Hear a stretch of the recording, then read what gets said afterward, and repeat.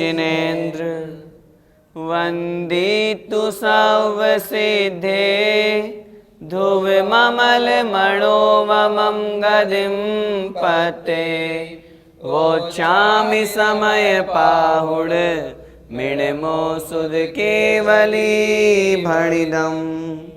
पंच परमेष्ठी भगवान की जय हो। समयसार महान ग्रंथादिराज का हम संवराधिकार पढ़ रहे हैं। पिछली ज्ञानशाला की कक्षा में हमने समझा जो ज्ञानी जीव है वह किस प्रकार कर्मों का संवर करता है और अज्ञानी जीव किस प्रकार कर्मों के बंध में उलझा रहता है। आचार्य भगवान ने स्वर्ण का उदाहरण देकर के हमें समझाया कि जिस प्रकार सोना अग्नि में तपाए होने पर भी अपने स्वर्ण स्वभाव को नहीं छोड़ता, उसी प्रकार ज्ञानी जीव कितना भी कर्म उसको तपा लें, कर्म कैसे भी उसके उदय में आए तो भी वो अपने ज्ञान दर्शन रूप स्वभाव को नहीं छोड़ता और इसी कारण से वह अपने ज्ञान दर्शन रूप स्वभाव को प्राप्त करके शुद्ध अवस्था को प्राप्त कर लेता है। अब फिर शिष्य ने प्रश्न किया, भगवान अगर ऐसा है तो फिर वो शुद्ध स्वभाव का चिंतन करता है तो वह शुद्ध कैसे बन जाता है? उस बात को बतलाने के लिए आचार्य भगवान अगली गाथा कह रहे हैं। देखें गाथा क्रमांक 193। शुद्धम तु वियाणन्तो शुद्धं तु वियाणन्तो शुद्धमेवप्ययं लहदि जीवो शुद्धमेवप्ययं लहदि जीवो जानन्तो दु अशुद्धं जानन्तो दुःशुद्धम् अशुद्धमेवप्ययं लहदि अशुद्धमेवप्ययं लहदि। बोलिए, शुद्धं तु वियाणन्तो शुद्धमेवप्ययं लहदि जीवो जानन्तो दु अशुद्धम् अशुद्धमेवप्ययं लहदि। शुद्धं तु वियाणन्तो शुद्धमेवप्ययं लहदि जीवो जानन्तो दु अशुद्धम् अशुद्धमेवप्ययं लहदि। गाथा का अर्थ देखते हैं। शुद्धम तु वियाणन्तो, शुद्धम अर्थात शुद्ध को, शुद्ध कौन? आत्मा। शुद्ध आत्मा को जो सभी कर्मों से रहित है, ऐसी शुद्ध आत्मा को तो मतलब तो वियाणन्तो अर्थात जानता हुआ, अनुभव करता हुआ शुद्ध आत्मा का। शुद्धमेवप्ययं लहदि जीवो, शुद्धमेवं अपयम, शुद्धम एवप्ययम अर्थात शुद्ध ही, अपयम अर्थात आत्मा को, लहदि प्राप्त करता है, जीवो अर्थात जीव। वह जो जीव है, वह जो आत्मा है, वह शुद्ध आत्मा को जानता हुआ शुद्ध आत्मा को प्राप्त करता है। क्या मतलब? यहाँ पर आचार्य भगवान ये कहना चाह रहे हैं, जो पिछली गाथा में हमने समझा था, जो पहले हमने समझा था कि जीव शुद्ध अवस्था को कैसे प्राप्त होता है, कर्मों का संवर करके शुद्ध कैसे बन जाता है, उसका उत्तर आचार्य भगवान दे रहे हैं। जब वह आत्मा शुद्ध आत्मा का चिंतन करता है, शुद्ध आत्मा का ज्ञान करता है, शुद्ध आत्मा में अनुभव करता है, तब उसकी वह आत्मा शुद्ध अवस्था को प्राप्त हो जाती है। जानन्तो दु अशुद्धम, तीसरी पंक्ति में कह रहे हैं जानन्तो अर्थात जानता हुआ, दो मतलब यदि, अशुद्धम अर्थात अशुद्ध। यदि वह अपने आप को, अपनी आत्मा को अशुद्ध जानता है, अशुद्धमेवप्ययं लहदि, तो फिर वह अशुद्ध आत्मा को ही प्राप्त करता है। गाथा बहुत स्पष्ट है, बहुत सरल है। हम जैसा आत्मा को जानेंगे हमारी आत्मा वैसी बनेगी। हम कैसा जानते हैं? यदि सम्यक दृष्टि है, वीतराग सम्यक दृष्टि की यहाँ पर बात चल रही है, वह अपनी आत्मा को कैसा जानता है? मेरी आत्मा सभी प्रकार के कर्मों से रहित है, राग द्वेष करना, क्रोधादि करना ये मेरी आत्मा का स्वभाव नहीं है। जब वह अपनी आत्मा को ऐसा जानेगा तो फिर वो राग द्वेष क्रोधादि स्वभाव को प्राप्त नहीं होगा, इन विभाव परिणामों को नहीं करेगा, और जब नहीं करेगा तो उसकी आत्मा स्वस्वभाव अर्थात ज्ञान दर्शन में लीन होने से शुद्ध आत्मा को वह जीव प्राप्त करेगा। लेकिन जो जीव अपनी आत्मा को अशुद्ध जानता है, शरीर को ही आत्मा मानता है, आत्मा को ही शरीर मानता है, द्रव्य कर्म जो कहे गए हैं उनमें परिणति करता है, उनमें राग द्वेष करता है, तो निश्चित रूप से फिर वह अशुद्धता को ही प्राप्त होता है। अशुद्ध आत्मा को प्राप्त करने का तात्पर्य है वह संसार में ही परिभ्रमण करता है। संसार में परिभ्रमण करने वाली आत्मा अशुद्ध आत्मा है। नर नारकादि जो पर्याय हैं उनमें वह जीव भटकता रहता है। उसका सबसे बड़ा कारण उसने अभी अपनी आत्मा के स्वभाव को नहीं जाना। आत्मा का स्वभाव कैसा है? आत्मा का स्वभाव है ज्ञान दर्शन रूप। जब वह अपनी उस आत्मा के, शुद्ध आत्मा के स्वभाव को जान लेता है, तद्रूप वो चिंतन करता है, उस आत्मा में लीन होता है, तो शुद्ध आत्मा को प्राप्त कर लेता है। और अज्ञानी जीव, जो मिथ्या दृष्टि जीव है, वो अशुद्ध आत्मा को जान करके अपनी आत्मा को अशुद्ध ही बनाए रखता है। एक बार फिर से गाथा का अर्थ देखें।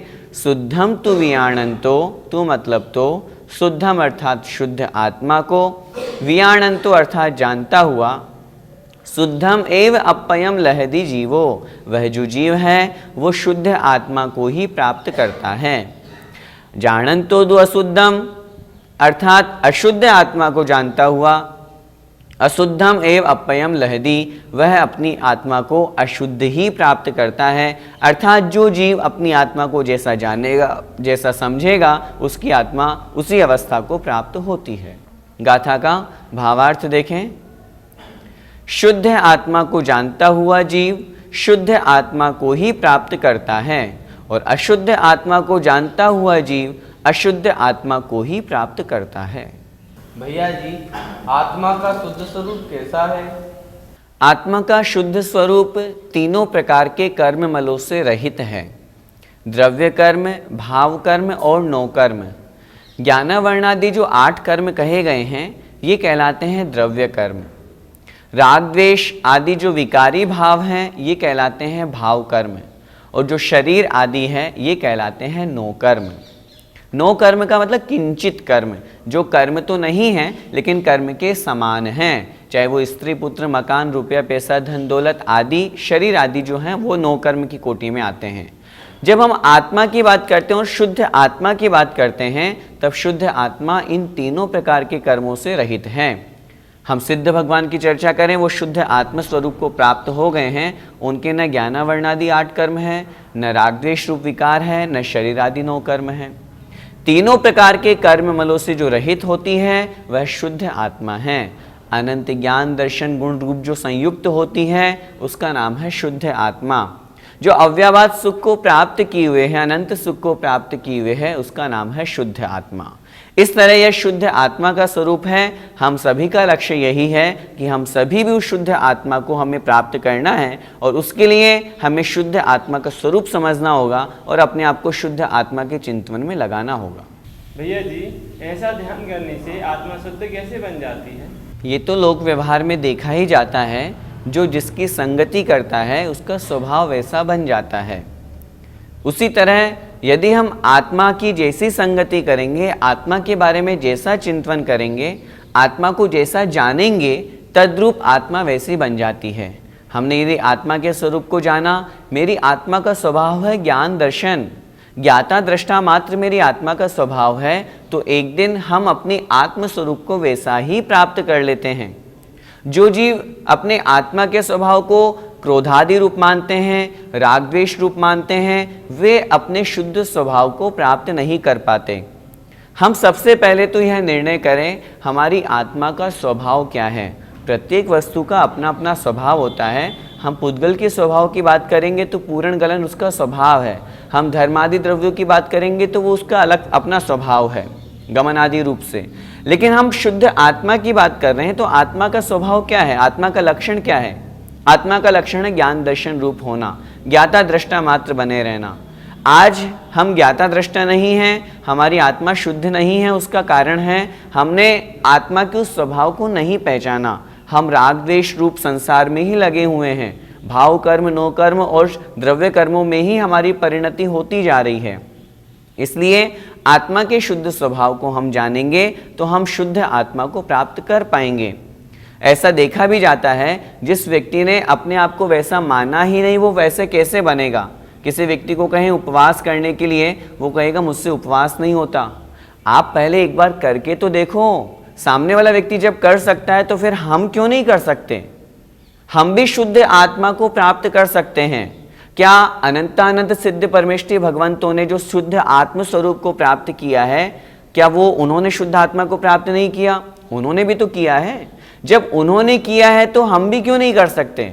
हमें अपनी शक्ति मालूम होनी चाहिए, हम भी शुद्ध स्वरूप को प्राप्त हो सकते हैं, बशर्ते अपने आप में दृढ़ संकल्पित हों, अपने आत्म स्वभाव को जाने। जब जानेंगे तो राग द्वेष रूप परिणति हमारी दूर होगी, अन्य द्रव्यों से, अन्य पर पदार्थों से हमारा ममत्व कम होगा, आत्म स्वरूप में लीनता होगी। आत्म स्वरूप में लीनता होगी तो हम शुद्ध आत्मा के स्वरूप को जान करके शुद्ध स्वरूप को प्राप्त कर पाएंगे। भैया जी, फिर हम गृहस्थों को क्या करना चाहिए? हम गृहस्थों को अपनी आत्मा के शुद्ध स्वभाव का ज्ञान करना चाहिए, उस शुद्ध स्वभाव का श्रद्धान करना चाहिए। जब ज्ञान और श्रद्धान हो जाएगा तो हमारी परिणति में वह चारित्र भी प्रकट होने लगेगा। वीतराग सम्यक दर्शन को हमें प्राप्त करना है, उस ओर हमारा लक्ष्य होना चाहिए। शुद्धोपयोग का हम लक्ष्य बनाएं। जब तक हम मुनि नहीं बने तब तक गृहस्थ में रह करके अपने व्रत नियम संयम का पालन करें। सम्यक दर्शन को प्राप्त करके जैसे ही हम व्रत नियम संयम का पालन करेंगे तो हमारे कर्मों का संवर होना प्रारंभ हो जाएगा, जो हमारे लिए मोक्ष का निमित्त बनेगा। धीरे धीरे उन सब पर पदार्थों से हम मोह को दूर करें। गृहस्थ की हम बात कर रहे हैं, गृहस्थ में रहें, लेकिन गृहस्थ में भी इस तरीके से रहें कि हम, जैसा कि पहले भी हमने चर्चा की थी, आचार्य श्री कहते हैं अपने स्त्री पुत्र आदि का पालन पोषण घर परिवार में इस तरह से रहना चाहिए जैसे हम किसी पड़ोसी के पुत्र को पाल रहे हों।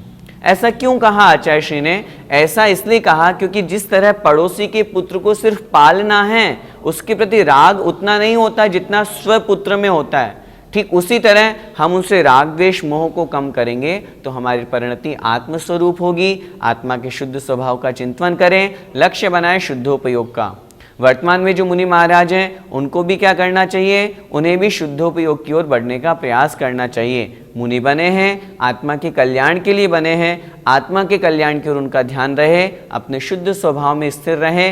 पंचम काल में शुद्धोपयोग का अभाव तो कहाँ नहीं है, शुद्धोपयोग हो सकता है। ऐसे वे मुनि महाराज जब तत्व चिंतन में लगे रहेंगे, आत्मस्वरूप में लीन होंगे, तो उन्हें इस पर्याय में निश्चित रूप से शुद्धोपयोग की प्राप्ति होगी ही होगी। आचार्य श्री का पद्यानुवाद पढ़ते हैं। साधु समाधि रत हो निज को विशुद्ध, जाने बने सहज शुद्ध अबद्ध बुद्ध, रागी स्व को समझ रागमयी विचारा, अज्ञान के तिमिर में निज को विसारा, होता न मुक्त भव से दुख हो अपारा। इस पद्यानुवाद में 5 पंक्तियां हैं।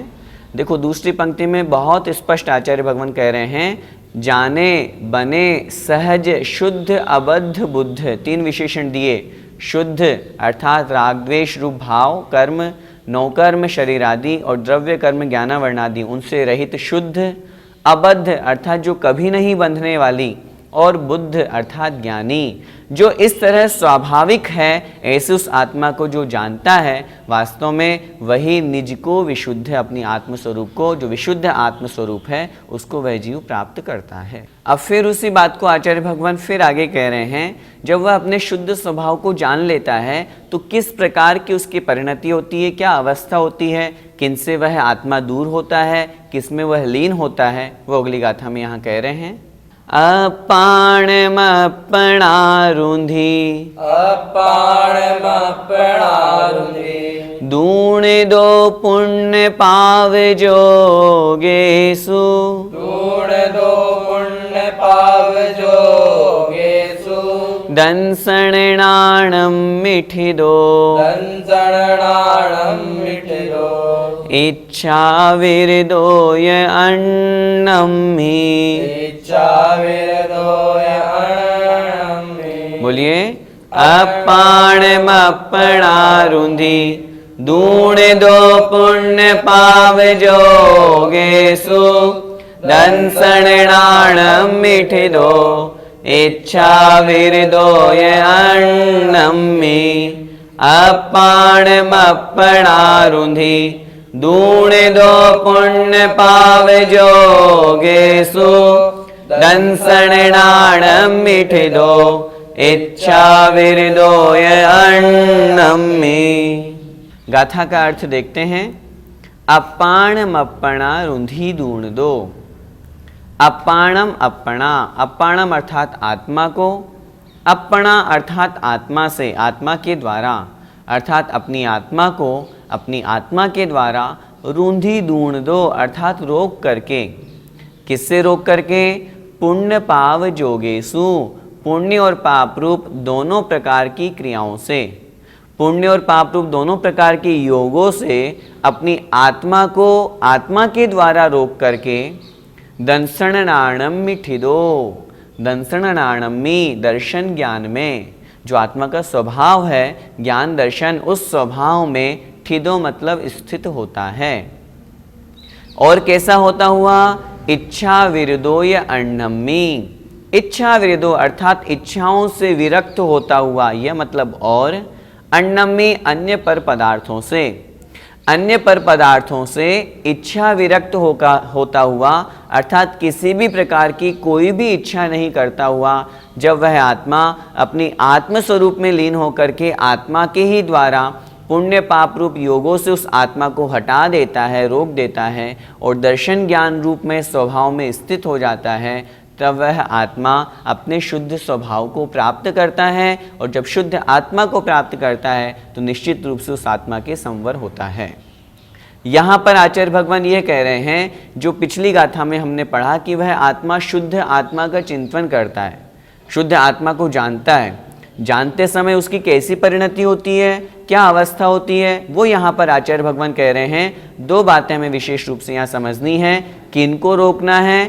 पहली बात कही पुण्य पाव जोगेसु, अपनी आत्मा को आत्मा के द्वारा ही पुण्य पाप योगों से दूर करना है, चाहे वो पुण्य रूप में हो चाहे पाप रूप में हो, दोनों से अलग करो। दूसरा काम है अन्नम्मी इच्छा विरदो, अन्य पर पदार्थों से, चाहे वो हमारा शरीर हो, स्त्री पुत्र आदि है, समस्त पर पदार्थों से, अन्य सभी पर द्रव्यों से वह इच्छा विरक्त होता हुआ, उनसे इच्छाओं को हटाता हुआ दो को हटाना है और एक आत्म स्वरूप में लीन होना है, जो ज्ञान दर्शन रूप स्वभाव है। ऐसी आत्मा में वह जीव जब स्थित होता है तो वह शुद्ध आत्मा को प्राप्त करता है। एक बार फिर से गाथा का अर्थ देखें। अपाणम अप्पणा, आत्मा को आत्मा के द्वारा, रुंधी दूण दो अर्थात रोक करके, पुण्य पाव जोगेसु पुण्य पाप रूप योगों के द्वारा, पुण्य पाप रूप जो क्रियाएं हैं उनसे अपनी आत्मा को उनसे रोक करके, दंसणाणम मिथिदो दर्शन और ज्ञान रूप जो स्वभाव है उसमें स्थित होता है।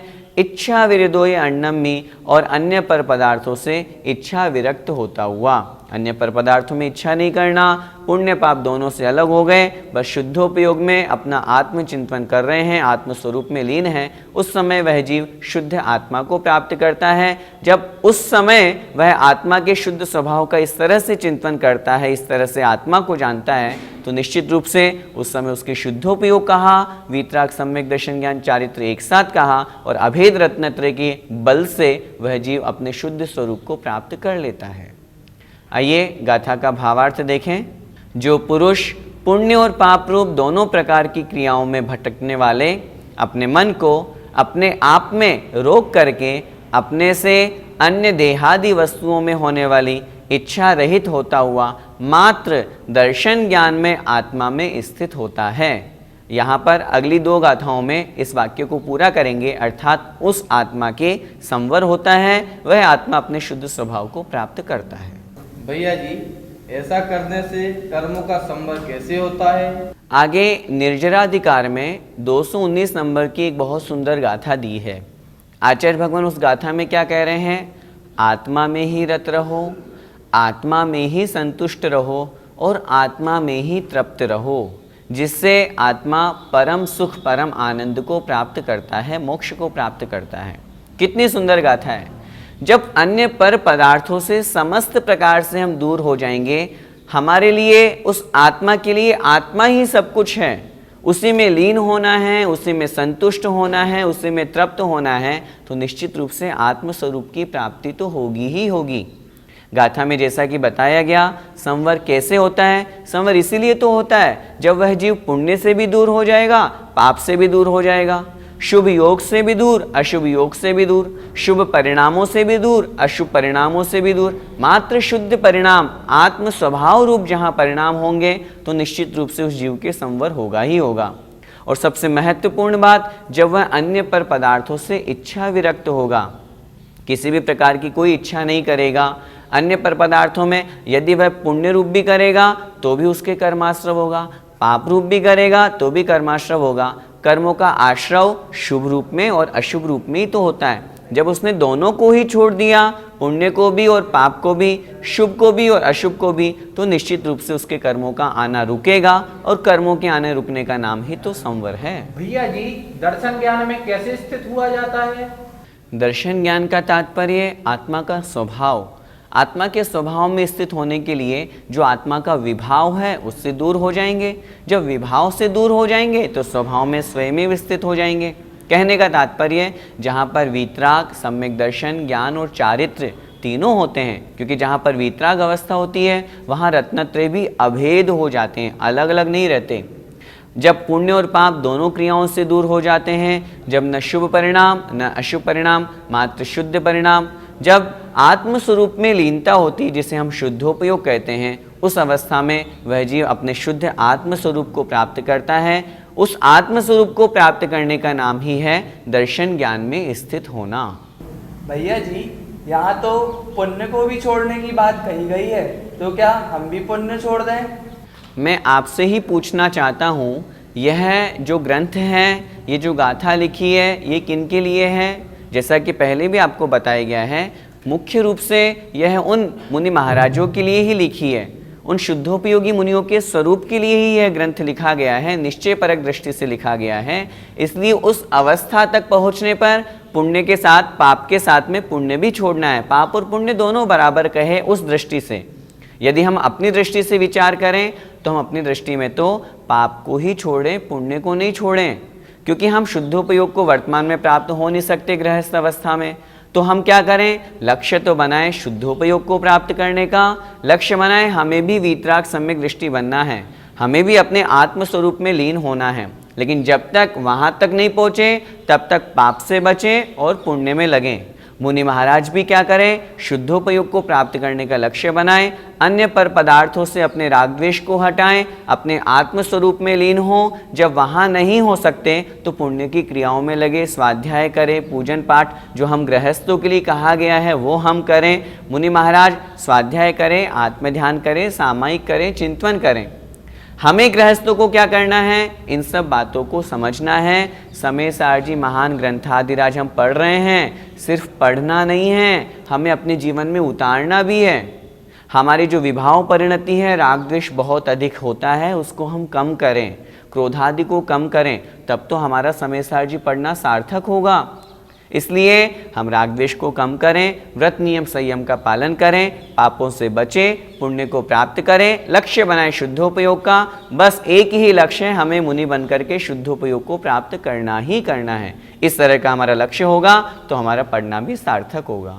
पद्यानुवाद पढ़ते हैं। जो आपको सब शुभाशुभ वृत्तियों से पूरा बचा कर सुखा सुख साधनों से सम्यक बोध व्रत में रुचि से लगाता है, त्याग राग पर का निज गीत गाता। जो सम्यक्त्व बोध और व्रत, बोध अर्थात ज्ञान, व्रत अर्थात चारित्र्य, इनमें अपने आत्मस्वरूप को लगाता है, वह राग पर का अन्य सब पर पदार्थों के राग को त्याग करके अपने आत्म का ही गीत गाता है, अपने आत्मस्वरूप में ही लीन हो जाता है। जय जिनेन्द्र। इस कार्यक्रम के पुण्यार्जक परिवार हैं श्रीमती पूनम जैन, धर्मपत्नी Shri Subhash Jain, Gunayatan Shikhar ji, Shri Parasnath re rolling mills limited, Durgapur 1, Vardhaman, Paschim Bengal. Amita Jain, wife of Anil Kumar Jain. Sangeeta Jain, wife of Vipin Kumar Jain. Shri Janardan Prasad ji, Shrimati Patanti Devi, Mukesh Kumar, Sakshi, Isha, Mona Khandhar, Shri Kishore Khandhar, Shrimati Sushma Khandhar, Parimal Khandhar, Ahmedabad. शुल्लक 105 श्री ज्ञान सागर जी महाराज की पुण्य स्मृति में श्रीमती शांति देवी छाबड़ा, पटना, बिहार। ईसरी पारसनाथ एवं उनके पुत्र पुत्रवधू श्री अशोक उमा, पटना। श्री विनोद बबीता, गुवाहाटी। श्री सुनील शालू, पटना। ब्रह्मचारी संजय भैया, ईसरी। श्री अभय मेघना, चंडीगढ़। श्री आलोक मेघना, वडोदरा।